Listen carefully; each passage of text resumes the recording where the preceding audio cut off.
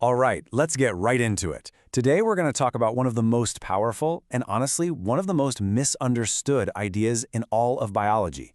It's called the selfish gene theory. And fair warning, it's a concept that might just change how you look at life, evolution, and maybe even yourself.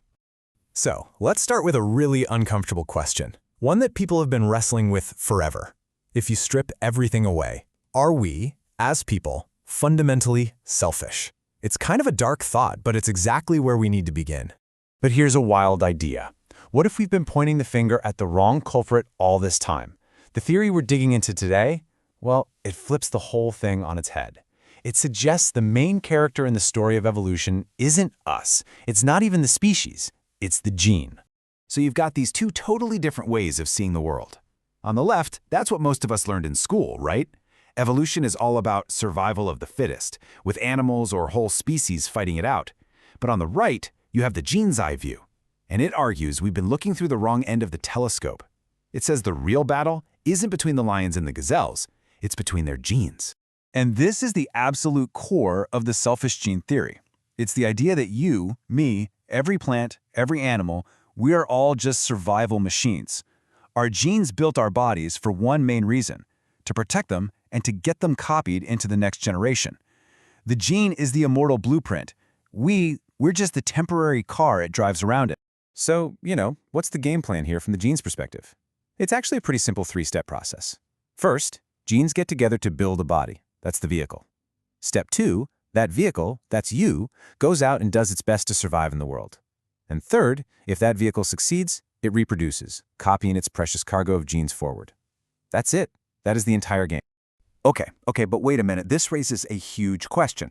If our genes are just selfishly programming us for their own survival, then why do we see people do incredibly selfless things? Why would a mother run into a burning building for her child? That seems to totally blow a hole in this whole idea, right? Well, believe it or not, the answer comes down to pure math. From a gene's point of view, sacrificing its current vehicle can be a totally logical move, as long as it helps other vehicles that are carrying copies of itself. Think about it. You share 50% of your genes with a parent or a sibling, and about 12.5% with a first cousin. A gene couldn't care less which body it's sitting in. It just wants to get to the next round. So helping your family survive, that's just a smart way of playing the odds. And this is where things start to get really profound, and maybe a little bit unsettling. Because if we can explain self-sacrifice with genetic math, then what about our most deeply held feelings? What about love? Or that impulse we have for simple kindness? What about our entire sense of morality? The rules of right and wrong that we build our societies on. Are those really coming from some higher place? Or is it possible that these things we consider our noblest qualities are just very, very clever survival strategies? Are they just incredibly effective programs fine-tuned over millions of years that our genes created to trick us into working together for their own benefit? Could it all be biology pretending to be virtue? And at the end of the day, that's the brutal takeaway here. The theory isn't that we are fundamentally selfish, but that the process that created us is driven by selfish genes. In the cold, hard math of evolution, there is no good, there is no evil.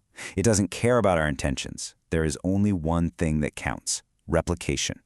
And that leaves us with a pretty heavy final thought. Are we really in charge, or are we just puppets dancing on the strings of our own DNA?